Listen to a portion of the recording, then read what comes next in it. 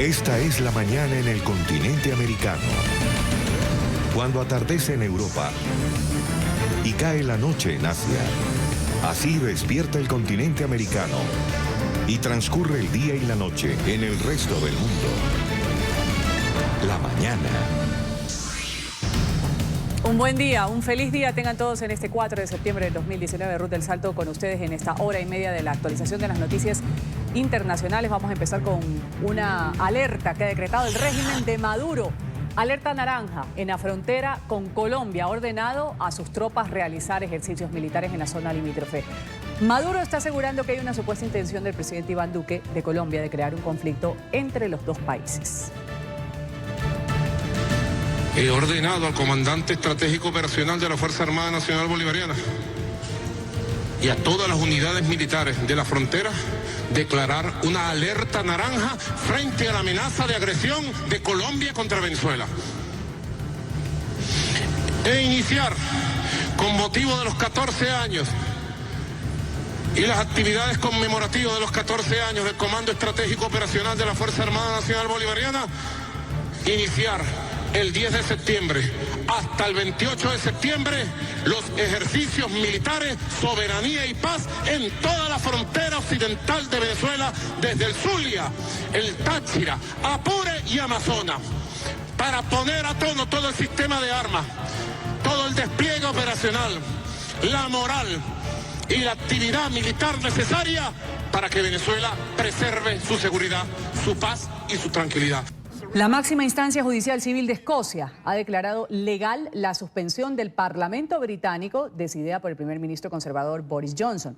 El juez del Tribunal de Sesiones de Edimburgo ha afirmado que la polémica acción del gobierno no contraviene la ley porque la potestad de suspender la Cámara de los Comunes es un poder reservado al Ejecutivo. La Corte se pronunció de esta manera sobre la demanda que fue presentada por un grupo de más de 70 diputados británicos que pidió que se estableciera la legalidad de clausurar la Cámara de los Comunes para evitar que los detractores de un Brexit sin acuerdo puedan frenarlo. Esto es territorio político y de la toma de decisiones que no pueden medirse con respecto a los estándares legales, sino solo mediante juicios políticos. La responsabilidad es del Parlamento y en última instancia del electorado y no de los tribunales. No acepto la afirmación de que la prórroga contraviene el Estado de Derecho y que el reclamo es justiciable por eso. En mi opinión, no ha habido ninguna violación del Estado de Derecho. Analizamos inmediatamente la noticia con Javier Sujuria. Él es politólogo, profesor asistente de ciencia política en Queen Mary University of London. Un buen día, gracias por estar con nosotros aquí en la mañana de NTN 24. Bienvenido. Hola Ruth, buenos días. A 2 meses de esta fecha para el definitivo Brexit, los legisladores británicos afrontan una semana que muchos ven como la oportunidad para interferir en el rumbo de este proceso de la salida del Reino Unido de la Unión Europea. ¿Cómo se han movido las fichas, si se puede decir de alguna manera, con los legisladores que primero dijeron no a lo que propuso Boris Johnson de suspenderlos y ahora con lo que la Corte estipula, que dice que esto es facultad del Ejecutivo decidir si durante un lapso de tiempo pues, deja sin accionar a los parlamentarios? Bueno, lo que ocurrió hoy día en la Corte escocesa está aún ocurriendo en otras cortes del Reino Unido, en Inglaterra e Irlanda del Norte. Por lo tanto, puede ser que otro juez en otro rincón de la isla determine algo contrario. Por lo tanto, desde el punto de vista judicial todavía sigue en proceso. Ahora, en términos de qué significa esto en la realidad, es bien difícil de saberlo porque hoy día, en pocas horas más, se debiera votar la ley que le otorga al Congreso la autoridad para exigirle a Boris Johnson que llegue a un acuerdo con la Unión Europea y que de no lograrlo de aquí al 19 de octubre va a tener que exigir solicitar una extensión del plazo a la Unión Europea hasta enero de 2020. Por lo tanto, si es que esa ley pasa, independiente de si hay una prórroga en el Parlamento, Boris Johnson estaría con las manos atadas y tendría que acudir a eso. Y también lo otro es que Boris Johnson ha amenazado que de pasar esa ley va a convocar elecciones, algo que no puede hacer por su cuenta, que requiere 2/3 de los parlamentarios, y que al parecer, según lo que los últimos reportes, el laborismo no estaría entregando los votos necesarios, lo que en efecto significaría que Boris Johnson estaría obligado a quedarse en el cargo y además a seguir las instrucciones que el Parlamento le daría si que se aprueba esta ley hoy día en la tarde. Es decir, esto podría seguirse alargando, podríamos seguir hablando de muchos más meses mientras el primer ministro, los parlamentarios se ponen de acuerdo. ¿En qué podría desencadenar esto? Cuando hay una fecha ya establecida, una fecha límite. Bueno, la fecha límite es básicamente una prórroga de la primera fecha, ahora ya la segunda Correcto. fecha límite que se había establecido.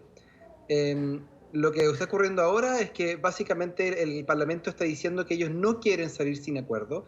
Y aquí hay muchos parlamentarios que en su momento apoyaron la salida con un acuerdo, con el acuerdo de Theresa May, y que ahora están diciendo que ellos no están dispuestos a prestar sus votos para salir sin un acuerdo.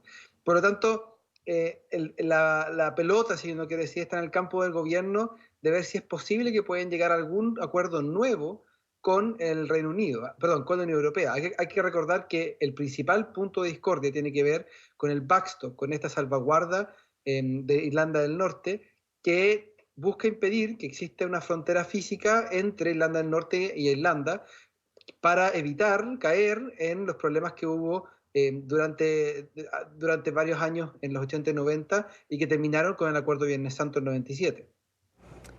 ¿Qué significa o cuánta relevancia tuvo esto que la reina Isabel haya aprobado la petición de Boris Johnson de suspender el Parlamento británico? Todo el mundo decía, esto se veía venir, pero hay quienes decían sorprendente también. Lo sorprendente hubiera sido que la reina no lo hubiera aprobado. Hay que recordar que el rol de la monarquía en el Reino Unido es un rol ceremonial. Ellos no tienen capacidad política para poder tomar decisiones o para poder definir ciertas cosas, y todo lo que pueden hacer es influenciar de forma bastante soterrada, y por lo tanto era muy poco probable que la reina se hubiera negado a aceptar la prórroga del Parlamento que Boris Johnson le estaba exigiendo. Al contrario, si es que ella hubiera hecho algo, por ejemplo, exigiendo a Boris Johnson que fuera con un plazo menor, en ese caso hubiera sido una crisis constitucional mucho más grande de la que hay hoy día, porque en cierta forma significaría que la monarquía, que la reina, está interfiriendo en política contingente, algo que no está permitido bajo las normas y las convenciones de la Constitución británica. Así que, en general, mucha gente confunde esto porque quizás lo compara con otros países donde los jefes de Estado tienen mayor capacidad operativa, pensando, por ejemplo, en la monarquía española o en los presidentes en los casos de otras democracias parlamentarias europeas. En el caso del Reino Unido, la reina no tiene esa potestad y, por lo tanto, de haberlo hecho hubiera sido un quebrantamiento aún más grave de las convenciones constitucionales. Javier Sahuria ha estado con nosotros, politólogo, aquí en la mañana de NTN 24, hablándonos sobre lo que sucede en Reino Unido. Gracias por estar con nosotros. Gracias a ustedes.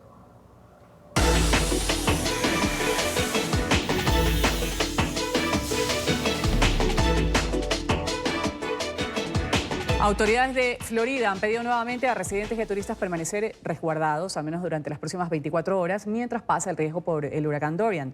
Aunque este fenómeno se degradó ya a categoría 2, puede golpear, según dicen, con vientos y fuertes lluvias a las poblaciones costeras. Vamos a saludar con este tema a Paola Serna, quien tiene el reporte. Paola, un buen día. Hola, ¿qué tal? Muy buenos días. Pues bien, este huracán Dorian, ya degradado a categoría 2, sigue su recorrido hacia el norte, donde pues prácticamente los vientos están llegando hacia zonas de la costa de la Florida, principalmente hacia el centro y norte del estado. El Centro Nacional de Huracanes lo ubica a unos 145 kilómetros al este de Daytona Beach. Permanece con vientos de 165 kilómetros por hora. El gobernador Ron DeSantis ha pedido a la población del estado de la Florida que se mantengan resguardados, que sigan la trayectoria, la sigan monitoreando, pero que no de alguna manera dejen de cumplir las normas que ya se les ha pedido con anterioridad. El gobernador de Georgia declaró el estado de emergencia a más condados y el aeropuerto de Carolina del Sur sigue cerrado. Aquí en el estado de la Florida ya se han presentado recortes de energía, miles de personas se encuentran ya afectadas por el impacto de Georgia en la costa este de la Unión Americana. Florida, Georgia y las Carolinas monitorean la trayectoria del huracán Dorian, que avanza después de permanecer estacionado en Bahamas durante varios días. Aunque ha sido degradado a categoría 2, los vientos de Dorian alcanzan los 175 kilómetros por hora y a pesar de que Florida ha dejado de estar en el cono de impacto directo, el gobernador Ron DeSantis pidió a los habitantes que se mantengan seguros y vigilantes. Eso va a estar pasando sobre la costa de Florida por el próximo día o día y medio, y pese a que pensamos que esta es una mejor proyección de la que pensábamos hace 72 horas, le pedimos a las personas que se mantengan a salvo. Va a haber algunos efectos en el estado de Florida, va a haber tormentas, va a haber inundaciones, va a haber daños por el viento dependiendo de qué tan cerca llegue al estado. Residentes de zonas costeras de Florida, quienes ya han experimentado huracanes, aseguran que Dorian ha sido uno particularmente atípico, que los ha mantenido a la expectativa durante varios días. No siento que los vientos sean bastante fuertes. Es la primera vez que he estado en algo así. He estado viviendo aquí hace un par de años. No tengo miedo, en realidad, pero definitivamente estoy preparada. No me lo tomo en absoluto a la ligera. Todo el mundo se ha preparado para esto, para un gran huracán. Así que de alguna forma tenemos suerte de que no vaya a impactar de forma directa. Ha habido alguna lluvia y también un poco de viento desde esta mañana, pero creo que no es nada diferente como los últimos huracanes que ha habido aquí. No es nada como eso, porque el daño normalmente es muy fuerte. En la tarde, las autoridades cerraron algunas playas públicas que comenzaron a presentar aumento de las mareas, una de las principales preocupaciones que además genera riesgo de inundaciones costeras. Les comento además que ya en el sur de la Florida se han organizado campañas de recolección de ayudas para las Bahamas, encabezadas por el alcalde de la ciudad de Miami. También el Pentágono ha anunciado que está ya dispuesto con personal para ir a hacer los rescates y ayudar a la comunidad que ha quedado devastada en las Bahamas. Por ahora la información desde Miami. Soy Paola Serna. Continúen con más desde nuestros estudios centrales. Buenos días. Buen día. Gracias, Paola. En Florida, la ONU ha enviado un mensaje a propósito del fin del mandato de la Comisión Internacional contra la Impunidad. En Guatemala, Naciones Unidas ha pedido al país centroamericano mantener los esfuerzos de lucha contra la corrupción. Saludamos con este tema a Alejandro Rincón. Alejandro.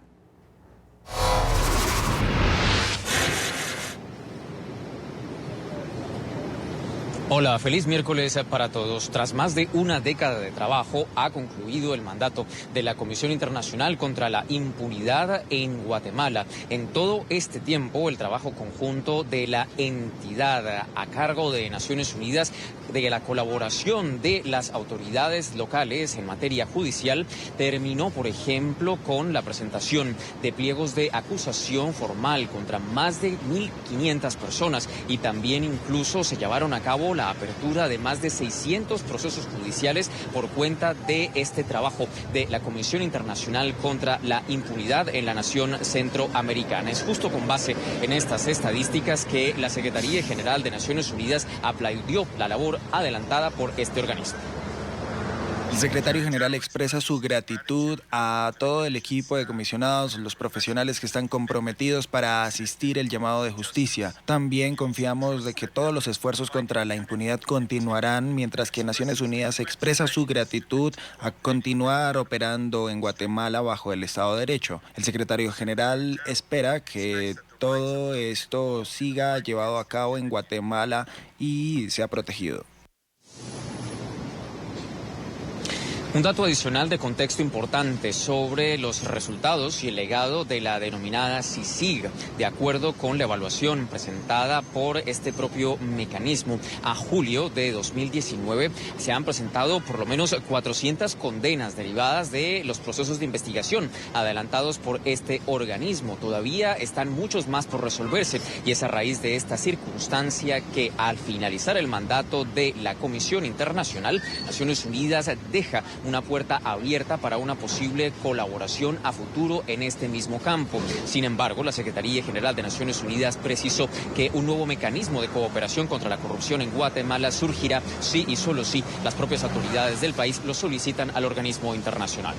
Es todo lo que tenemos para ustedes por ahora. Continúen con más en el Centro Internacional de Noticias. Alejandro, buen día en Nueva York. El Pentágono ha anunciado que va a destinar 3.600 millones de dólares para construir un tramo de 280 kilómetros del muro en la frontera de Estados Unidos con México. Estos fondos tenían que ser destinados a 127 proyectos de construcción y de modernización de recintos militares, pero a petición del presidente Trump, ahora van a ser utilizados para el proyecto fronterizo. Emiliana Molina en Washington tiene el desarrollo de esta información. Emiliana. Así es, Ruth, ¿qué tal? Muy buenos días. Pues el secretario de Defensa, Mark Esper, aprobó el uso de 3.600 millones de dólares de fondos de proyectos de construcción militar para levantar 175 millas del muro que el presidente Donald Trump prometió durante su campaña electoral. Los funcionarios del Pentágono no dijeron cuáles son los 127 proyectos que se le verían afectados, pero dicen que los detalles estarán disponibles el día de hoy después de que se notifiquen a miembros del Congreso. La mitad del dinero provendrá de proyectos militares en Estados Unidos y el resto de planes en otros países. Elaine McCusker, la contralor del Pentágono, dice que el dinero se usará para construir unos 11 proyectos fronterizos. Recordemos que el mandatario estadounidense Donald Trump declaró una emergencia nacional para utilizar fondos militares y otros fondos federales para destinarlos a la construcción del muro fronterizo. Esto meses atrás, luego de que el Congreso proporcionara solo una parte de los 5.700 millones de dólares que el presidente quería para construir el muro entre México y Estados Unidos. Ruth, estamos en directo desde Washington. Emiliana Molina, regreso con ustedes. Gracias, Emiliana, por ese reporte. Vamos a hablar ahora de una cámara espía que ha sido hallada en el Palacio Nacional de México. Ha sido el presidente Andrés Manuel López Obrador quien ha denunciado este hecho. Aseguró que el personal de limpieza encontró este dispositivo en una sala donde representantes del gobierno mantienen reuniones. El presidente mexicano Andrés Manuel López Obrador sorprendió el martes en su conferencia matutina, mostrando la supuesta cámara espía encontrada en el Palacio Nacional. La semana pasada había denunciado un intento de espionaje en este edificio donde vive y desde donde gobierna. Porque se quedaron algunos con las malas mañas, las malas prácticas de estar espiando. En 2017, el gobierno de Enrique Peña Nieto fue señalado de espiar a activistas, periodistas y a un grupo de expertos internacionales que investigó la desaparición de 43 estudiantes en Ayotzinapa. López Obrador reiteró su compromiso en que estas prácticas no se repetirán. Que ya no haya lo que nosotros padecimos cuando estábamos en la oposición. Espionaje. Ni para periodistas, ni para opositores, para nadie. El presidente igual minimizó el incidente al considerar que todos los asuntos que discute el gobierno deben ser de dominio público. Y lo decíamos al comienzo de la mañana, el régimen de Maduro ha decretado alerta naranja en la frontera con Colombia, ha ordenado a sus tropas realizar ejercicios militares en la zona limítrofe. Ha asegurado Nicolás Maduro que hay una supuesta intención de Iván Duque de crear un conflicto entre ambas naciones. Vamos a saludar con las reacciones al respecto en Caracas a Oliver Fernández. Oliver, buen miércoles para ti. Un buen miércoles para ti también, Ruth. Como siempre, un gusto saludarte desde la capital venezolana. Así es, en cadena nacional, Nicolás Maduro ha decretado supuestamente alerta naranja y ha ordenado también a los militares venezolanos a los ejercicios militares en la frontera colombo-venezolana por esta supuesta agresión por parte del gobierno colombiano. También ha dicho que desde Colombia se pretende crear falsos positivos para agredir a Venezuela y, por supuesto, ha alertado a la Fuerza Armada Nacional Bolivariana a estar desplegada en la frontera colombo-venezolana, una frontera que, como bien sabemos, es muy amplia. Pero vamos a ver qué fue lo que dijo. Declarar una alerta naranja frente a la amenaza de agresión de Colombia contra Venezuela.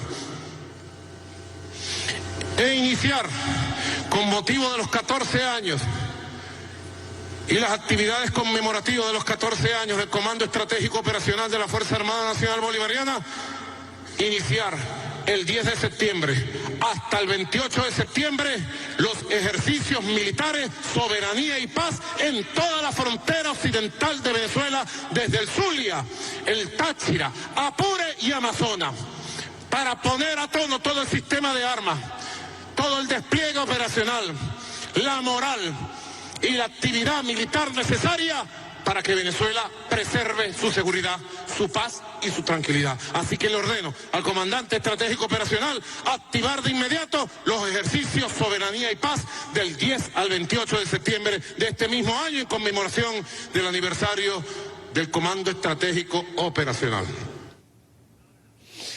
Mientras tanto, Ruth, el presidente encargado de Venezuela, Juan Guaidó, se reunió con la comisión delegada de la Asamblea Nacional, los presidentes de todas las comisiones. Desde allí ha dicho o le ha pedido a la Fuerza Armada Nacional Bolivariana que saque a los grupos irregulares de Venezuela y, por supuesto, a la FARC. Y también ha dicho que Nicolás Maduro los mantiene resguardados en esta nación suramericana. Veamos.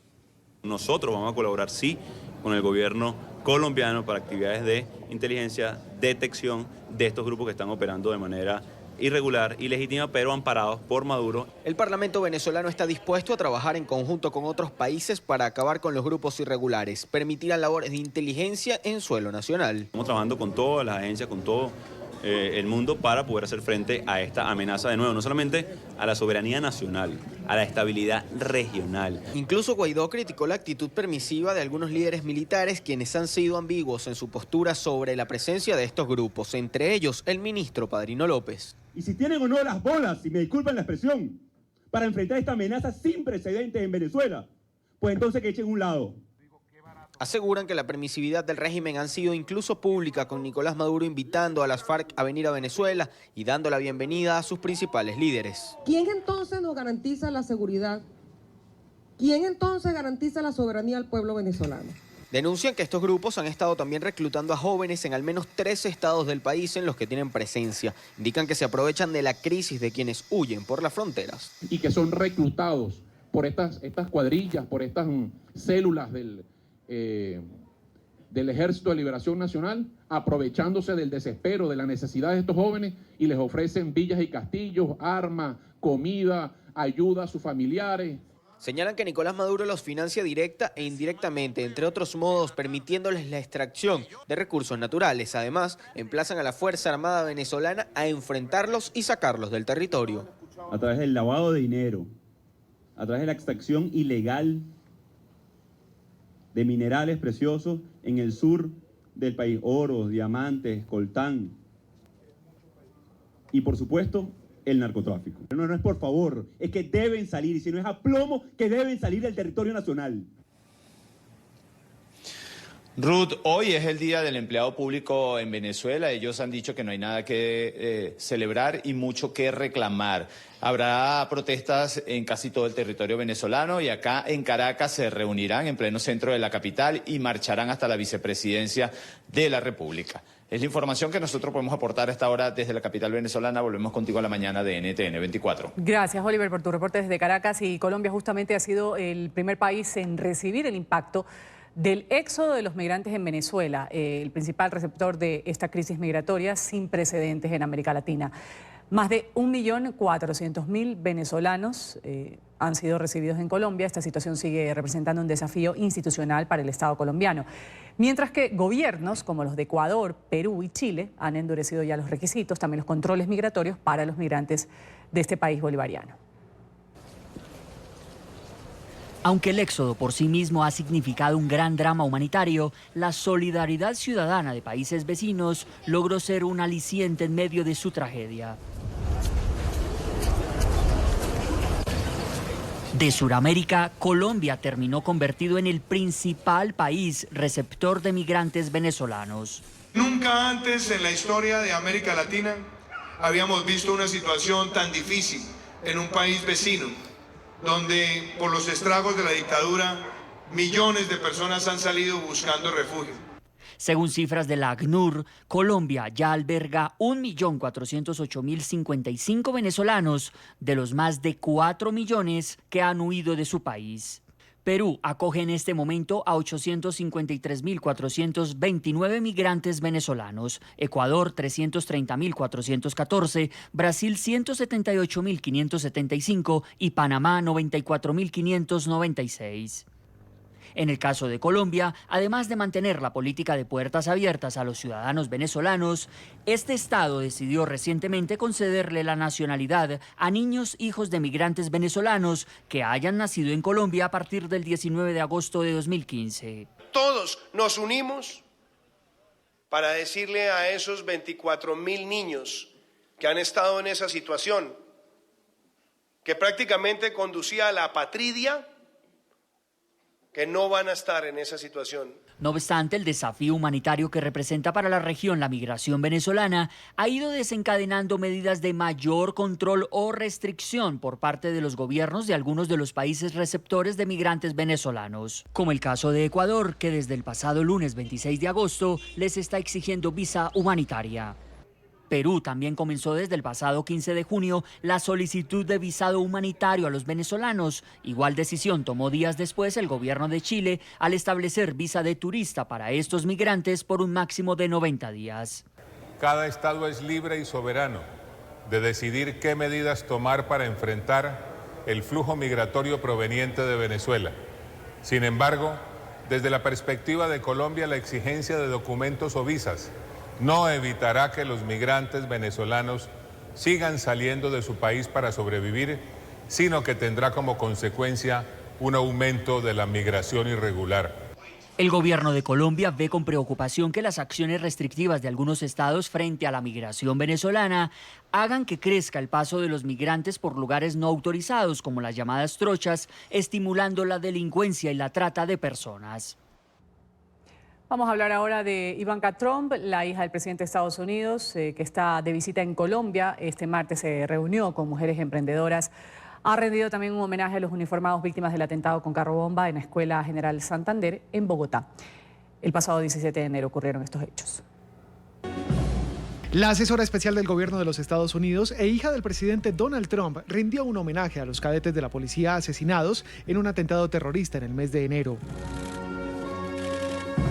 Junto con la vicepresidenta Marta Lucía Ramírez, depositó una ofrenda floral y expresó solidaridad con las víctimas. Hemos tenido una experiencia muy conmovedora entregando esta ofrenda y recordando las vidas perdidas en este ataque terrorista. En la Escuela General Santander y ante más de 40 mujeres cadetes de la policía, Ivanka Trump anunció una alianza para promover la seguridad y la paz en el país. El Departamento de Defensa y Seguridad Nacional lideran los esfuerzos y el desarrollo en las políticas de defensa y seguridad nacional. Este miércoles, Ivanka Trump visitará la zona fronteriza con Venezuela. La tendencia a capturar animales silvestres para intentar domesticarlos está preocupando a las autoridades ambientales en Colombia, el segundo país con mayor biodiversidad de todo el mundo, con un mercado anual que puede rondar los 26.000 millones de dólares. El tráfico ilegal de especies es el tercer negocio ilícito más rentable del universo. Esto de acuerdo con cifras de la ONU. Tener animales silvestres como mascotas se ha vuelto una tendencia en Colombia, el segundo país con mayor biodiversidad del mundo.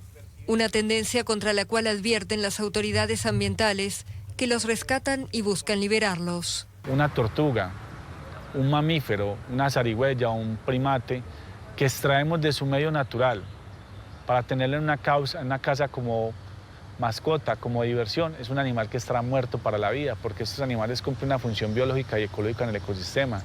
Solo en el Valle de Aburrá, las autoridades rescatan al año 5.500 ejemplares. A los centros de atención llegan pumas sin colmillos ni garras, a menudo con daños en el cuello por las cadenas con las que los atan. O animales con problemas digestivos por comer comida chatarra. La mayoría de animales que vienen de tráfico, de tenencia ilegal, han sido alimentados con alimentos que no son adecuados para la especie, con alimentos que nunca encontrarían en su medio silvestre y que les hacen mucho daño para su metabolismo y funcionamiento normal, fisiológico. Muchos disfrutan de tener una mascota exótica, pero otros ven en estos animales un negocio lucrativo. Con un mercado anual de entre 10.000 y 26.000 millones de dólares, el tráfico ilegal de especies es el tercer negocio ilícito más rentable del mundo, según la ONU, por detrás del narcotráfico y la trata de personas. Las autoridades estiman que reubican o liberan al 70% de los animales recuperados. Los restantes mueren, tienen afectaciones graves o incluso son sacrificados por su mal estado. A algunas especies además les cuesta mucho readaptarse. Los felinos tardan años en acostumbrarse a su soledad natural y las aves recaen frecuentemente en las trampas de los cazadores. Los reptiles, en cambio, se adaptan fácilmente a la libertad. Esto es algo que engrandece el corazón y dignifica el alma. Es algo muy bonito sentir cómo estos animales reconocen inmediatamente su hábitat y lo toman como su hogar. Ellos sí son capaces de rehabilitar y sí pueden volver al medio. Este experto trajo casi 200 tortugas y 18 boas a esta reserva forestal. Una vez liberadas, tardaron segundos en desaparecer. Revisamos otras noticias del mundo. En Haití, seguidores de la oposición han quemado neumáticos en las calles, han saqueado la sede del Parlamento en protesta contra el gobierno. Así quedaron las oficinas del Legislativo, ahí en pantalla, en donde irrumpieron los manifestantes en un intento por impedir la sesión de los parlamentarios. En este incidente también habrían participado legisladores opositores. Durante varios meses se han realizado marchas en la nación por la escasez del combustible y el presunto manejo irregular de fondos de Petrocaribe, el mecanismo con el que Venezuela suministra petróleo a Haití a precios bajos. Hoy la alta comisionada de las Naciones Unidas para los Derechos Humanos, Michelle Bachelet, ha advertido sobre una reducción del espacio democrático en Brasil. Se ha mostrado preocupada por los ataques contra los defensores de la naturaleza y los derechos humanos. Ha denunciado además la voluntad del gobierno de Jair Bolsonaro de liberar la posesión de armas. En los últimos meses también hemos visto una reducción del espacio cívico y democrático, resaltado por ataques documentados contra defensores de los derechos humanos, restricciones del trabajo de la sociedad civil y ataques contra instituciones educativas. Desde el 2002, Brasil ha sido uno de los 5 países del mundo con el mayor número de asesinatos de defensores de derechos humanos. De enero a junio de este año, al menos 8 defensores de derechos humanos fueron asesinados. Nueva York levanta la alerta por sarampión. El Departamento de Salud de la ciudad anunció este martes el fin del brote que obligó a la declaración de emergencia el pasado abril. Las autoridades han descartado que hayan aumentado los contagios desde julio, cuando ya se reportaban 564 casos. Aunque se va a seguir de cerca la situación, el gobierno local ha dicho que la emergencia requirió de una amplia colaboración con organizaciones comunitarias, también con líderes judíos, que ayudaron a fomentar la aplicación de las vacunas. Inesperado espectáculo de la naturaleza en Ecuador. Decenas de crías de tortuga en peligro de extinción han nacido sorpresivamente en una frecuentada playa ecuatoriana en la ciudad costera de Same, en donde nunca antes se había reportado un hecho similar. Las autoridades locales han acordonado el área para que los turistas no interfieran. Las tortugas regresan después de 25 años a las playas en las que nacieron para reproducirse. Cavan un hoyo en el que ponen más de 100 huevos. Las crías nacen 50 días después.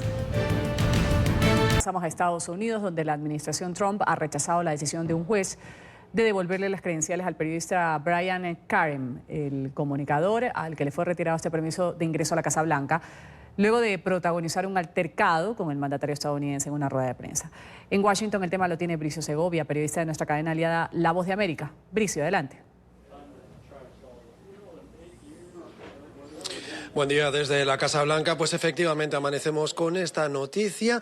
Un juez por segunda vez en menos de un año insta a la administración Trump a que restaure las credenciales de un periodista aquí en la Casa Blanca. En esta ocasión se trata del periodista de Playboy en la Casa Blanca, Brian Karem, al que le fueron requisadas esas credenciales permanentes que tenía aquí en la Casa Blanca después de protagonizar una disputa con uno de los invitados del presidente durante una rueda de prensa del mandatario.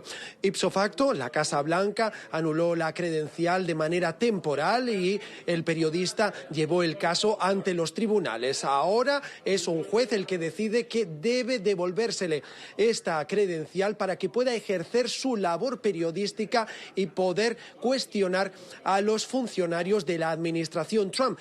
Dice el juez que se trata de una violación de la primera enmienda que da la libertad de prensa y libertad de expresión a todos los ciudadanos estadounidenses, lo que está haciendo la Casa Blanca requisándole esta credencial. Ocurrió lo mismo ya el pasado mes de noviembre con el corresponsal en la Casa Blanca de la CNN, Jim Acosta. Siguió un procedimiento similar y finalmente la justicia le dio la razón al comunicador y la Casa Blanca no tuvo más remedio que devolverle esa credencial permanente de la que ya disponía. Desde aquí, la portavoz de la Casa Blanca ha señalado que discrepan con el fallo de este juez y aseguran que en este altercado incluso un miembro del servicio secreto tuvo que intervenir. Yo mismo estuve presente en este altercado y muchos otros compañeros que trabajamos a diario aquí en la Casa Blanca, y ninguno de nosotros vio a esa intervención de un miembro del servicio secreto al que hace alusión la portavoz de la Casa Blanca en esta respuesta al fallo del juez. Con esta información devuelvo la conexión al Centro Internacional de Noticias. Gracias, Fabricio, por ese reporte desde la Casa Blanca. Vamos a revisar otras noticias de interés internacional. Lo decíamos antes del corte comercial. Hay 7 personas que han fallecido, han perdido la vida tras el paso del huracán Dorian en el archipiélago de Bahamas. Esto según el primer ministro, Hubert Minnis. El gobierno local ha calificado el paso de este fenómeno como una tragedia histórica. Entre las víctimas mortales hay un niño de 7 años de edad, ha fallecido ahogado. Dorian tocó tierra en las Bahamas el pasado domingo, categoría 5, la máxima en la escala Saffir-Simpson. La Agencia de Manejo de Emergencias de Bahamas va a trabajar con los Estados Unidos, también otros socios internacionales, para hacer frente a una inminente crisis humanitaria. Permítanme hablar de nuestra evaluación inicial de Abaco. 5 muertes están confirmadas. Puede haber más muertes adicionales que podemos esperar. De los 25 individuos que fueron transportados a Nueva Providencia, 2 ya han fallecido. Eso llevaría el número de muertes a 7. Y de nuevo quiero asegurar e informar a la población de las Bahamas que podemos esperar que se registren más muertes. Y estas imágenes aéreas revelan la devastación que dejó Dorian en el archipiélago de las Bahamas. El 60% de la superficie de la isla de Gran Bahama, ubicada en el noreste, ha quedado bajo el agua a causa de las marejadas y las lluvias provocadas por el paso de este huracán. El aeropuerto de Freeport, de la capital de Gran Bahama, se encuentra inundado en su totalidad. En la isla Gran Abaco hay barrios llenos de agua, edificios destruidos, embarcaciones volcadas. El primer balance de las autoridades indica que hay al menos 13.000 viviendas destruidas.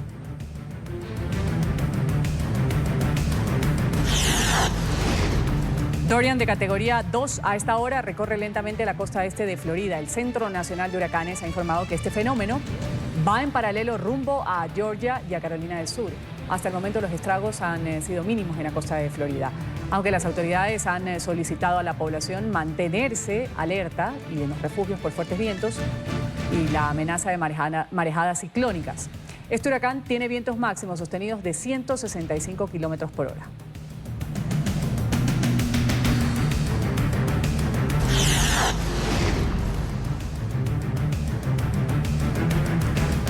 La Guardia Costera de Estados Unidos ha publicado un video que muestra el barco que se incendió en la isla de Santa Cruz la madrugada de este lunes en California. El hecho dejó 34 personas muertas. Los fallecidos tienen edades entre los 17 y 60 años. Las autoridades han iniciado ya una investigación para esclarecer las causas de esta tragedia.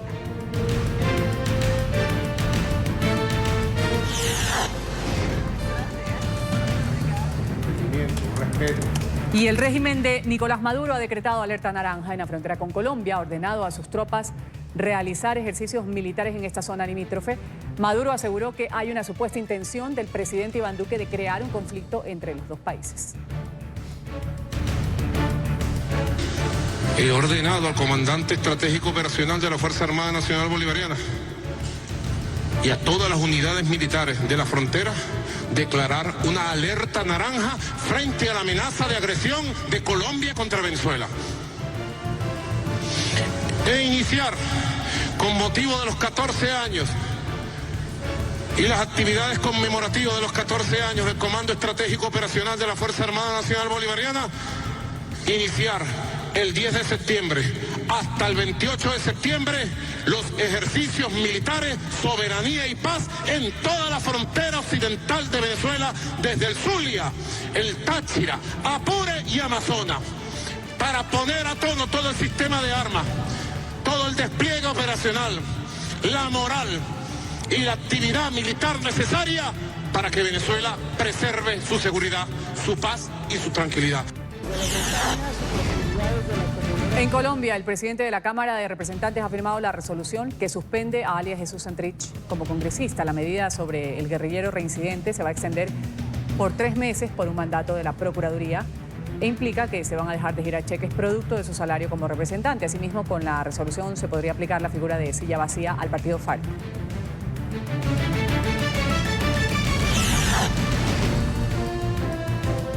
Segundo día de visita de Ivanka Trump a Colombia. La asesora especial e hija de Donald Trump va a visitar con la primera dama el día de hoy y la vicepresidenta también de la República una zona del sur de Bogotá y van a conocer un proyecto de emprendimiento para las mujeres. A las 3:30 de la tarde va a viajar a Cúcuta, la ciudad fronteriza con Venezuela, para inaugurar una de las sedes de las llamadas casas de emprendimiento destinadas a mejorar las condiciones económicas y la calidad de vida de las mujeres. 5 turistas chinos han muerto en un grave accidente de tránsito en North Island, Nueva Zelanda. Un autobús, 27 pasajeros a bordo, se ha volcado por una causa que todavía se desconoce cuando un grupo de ciudadanos chinos se dirigían a un sitio turístico en el norte del país. En este incidente, otras 6 personas resultaron heridas, 2 de ellas de gravedad.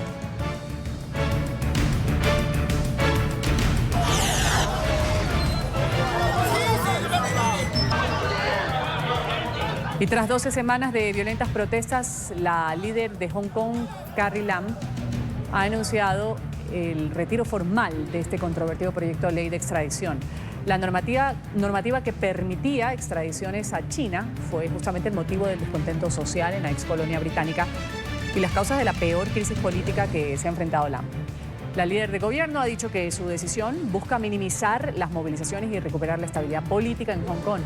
Sin embargo, Lam ha dicho que no piensa atender las otras exigencias de los ciudadanos, entre ellas la investigación independiente de los casos de violencia policial durante las protestas. El gobierno de la región administrativa especial retirará oficialmente el proyecto de ley y erradicará las preocupaciones de la gente. El jefe de seguridad propondrá una moción para retirar el proyecto de ley una vez que el legislativo regrese a sus funciones. No importa qué descontento tenga la gente hacia el gobierno o la sociedad.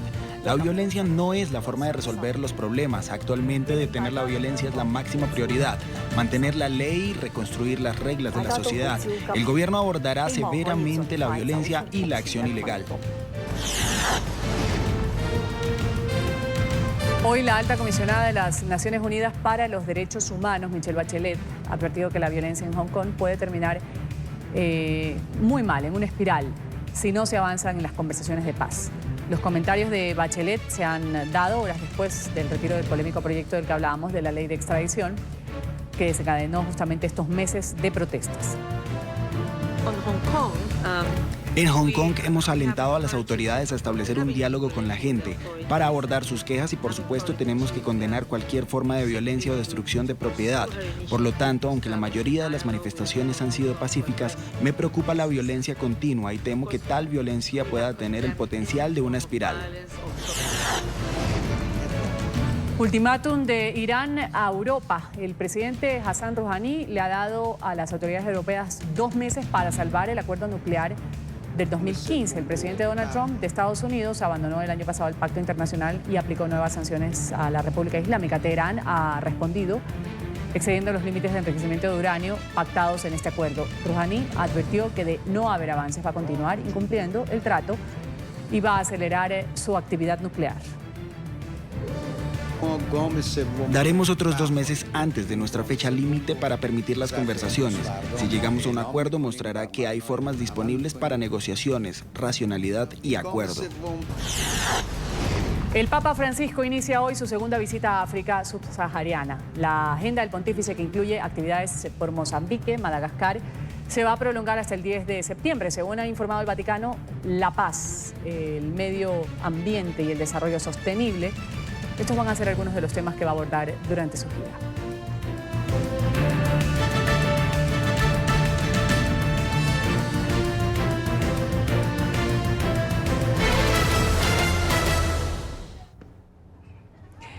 Vamos a hablar de Alberto Sánchez Palomar, un atleta mexicano que decidió convertir su tragedia en una oportunidad. Hace 4 años era un joven promesa del fútbol profesional, pero en cuestión de minutos su vida tomó otro rumbo. Sánchez se encontraba visitando a su familia en Michoacán, en el oeste de México. Salió con uno de sus primos a un bar. Cuando iba de regreso a casa, una patrulla policial lo abordó. Los efectivos le dispararon a quemarropa. La bala entró en la rodilla izquierda, por lo que debieron amputarle la pierna. Luego de este incidente, Sánchez, lejos de rendirse, decidió reenfocar su sueño y hoy es un nadador paralímpico que anhela ir a los Juegos de Tokio del 2020. Alberto Sánchez Palomar es una muestra de que no rendirse ante las adversidades es determinante para salir adelante. En 2015, este joven mexicano fue víctima de un exceso policial que le obligó a redireccionar sus planes. Sánchez era jugador de fútbol profesional y por su talento iba a ser firmado por el Club Deportivo Chivas. En una visita a Michoacán, su estado natal, efectivos policiales lo abordaron luego de una noche de fiesta y sin argumentar motivo le dispararon a quemarropa. Por el incidente perdió una pierna y vio frustradas sus intenciones como futbolista. Sin embargo, aunque una opción fue rendirse ante las circunstancias, él decidió poner su mirada en una nueva meta. Comenzó a practicar natación y ahora sueña con participar en los Juegos Paralímpicos de Tokio en 2020. Alberto Sánchez está con nosotros aquí en la mañana de NTN 24. Gracias por darnos este espacio y por contarnos su experiencia. Alberto, algo me llamó la atención. ¿Cómo así que policías le dispararon? Vamos a remontarnos a los hechos que ocasionaron que usted viva una tragedia como la que vivió. Hola, ¿qué tal, Alberto? Muy buenos Bienvenido. días. Gracias. Bueno, pues muchas gracias por el espacio. Saludos a toda Latinoamérica, Estados Unidos. Bueno, ya lo has dicho tú. En base a mi disparo, que pues fui víctima de abuso de poder de la policía de aquí de Michoacán. Pues me arrebataron gran parte de mi vida, de mis sueños, llegar a lograr ser un jugador de fútbol profesional. Pero eso no me quitó las ganas de seguir adelante, de seguir creciendo como persona, como atleta paralímpico ahora en esta rama que es la natación. Se dio gracias a que comencé a tomarlo como rehabilitación. Entonces de ahí pues me gustó, me llamó la atención, empecé a practicarlo y ahora estoy nadando en alto rendimiento. Alberto, pero antes de empezar un poco a hablar de todas estas oportunidades que usted aprendió a tener a partir de una tragedia, como lo decíamos en la nota, ¿por qué la policía, por qué un abuso policial? ¿Por qué usted, cuando fue de visita a ver a su familia, la policía lo agredió? ¿Qué fue lo que pasó ahí? Bueno, nosotros veníamos llegando de un bar con un primo. Había, no sé, creo que había como una pequeña riña ahí en el barrio donde habitamos actualmente, y lamentablemente nos tocó llegar en el momento impreciso y pues lo que hicimos fue, los policías quisieron agredirnos, quisimos correr y a la hora de correr pues un policía me disparó. Lamentablemente me tocó a mí la bala, perdiendo pues mi pierna. Ahora, esto, ¿cuánto significó para usted? Me imagino, como lo decía bien, usted quería ser usted tenía todas las condiciones para ser un gran deportista, un futbolista. ¿De qué forma lo tumbó en primera instancia? ¿Y qué fue lo que usted lo hizo cambiar? Bueno, esto es lo que tengo, esto es lo que me queda y esto es lo que voy a hacer, allá me voy a encaminar. Sí, pues fue algo muy, muy difícil. Fue un proceso difícil. Yo creo que lo que más me motivó a querer seguir adelante es el hecho de no ver a mi familia derrumbada. Porque no solamente sufría yo, sufría toda mi familia, mis compañeros, la gente que me quería. Fue un golpe muy duro. Fue un golpe muy duro, muy difícil de asimilar, pero no imposible. No hay imposibles. El motivo muy grande siempre ha sido mi familia. Para mí ha sido mi familia. Ellos me motivan, me apoyan. Gracias a ellos estoy ahorita acá en la Ciudad de México luchando por ser un atleta profesional. Mi sueño es llegar a los Juegos Olímpicos de Tokio y así va a ser. Es una meta que tengo muy grande y la voy a lograr. Ahora, ¿qué le puede decir usted a las personas que de pronto se sienten limitadas por alguna situación en particular? Alberto dijo, su familia fue fundamental, el hecho de que no lo vean mal, de no ver derrumbada a su familia también lo motivó. ¿Qué les puede decir a ciertas personas que tienen o se sienten con determinada limitación, no solo física? No, pues no hay limitantes para nada. Creo que las limitaciones las ponemos nosotros mismos y todo está aquí en la cabeza y en las ganas de querer salir adelante. No importa que te digan que no puedes, que no tienes el talento, que X cosas, siempre te van a poner trabas, siempre te van a decir que no. Es ahí donde entra tu inteligencia, tu moral, tus ganas de salir adelante. Para mí, yo el mensaje que les puedo decir a las personas que nunca dejen de luchar, nunca dejen de buscar sus sueños, nunca, por muy difíciles que sean, por muchas barreras que pongan, por muchos obstáculos que hay en el camino, todo se derrumba. Mientras uno pueda, con fe y con esfuerzo, siempre se logra. ¿Y cómo y quién lo está apoyando para que usted llegue a estos Juegos Paralímpicos de Tokio 2020? Principalmente mis padres, mis hermanas, la gente del pueblo donde soy, la gente con la que vivo aquí, que es una gente muy amable, muy cariñosa. Me miman, me motivan. El apoyo, los comentarios, todo esto que está pasando, este espacio que ustedes me brindan, todo esto me da motivación a yo salir, a entrenar, a querer luchar por llegar a ser un atleta olímpico. Alberto, vamos a verlo entonces y a tener noticias suyas el próximo año. Alberto Sánchez, atleta paralímpico mexicano, ha estado con nosotros aquí en la mañana de NTN 24. Gracias por su testimonio, Alberto. No, muchas gracias, al contrario, que tengan buen día. Igualmente. Bendiciones. Lo mismo. A despedir aquí la mañana de NTN 24. Siga con nuestra buena programación. En el canal de las Américas ya comienza Club de Prensa con Gustavo Alegret. Va a hablar hoy, entre otros temas, sobre la decisión de la líder de Hong Kong que anunció la retirada de esta polémica ley de extradición a China, que sabemos desencadenó estos meses de protestas en las calles. Un buen día, Gustavo.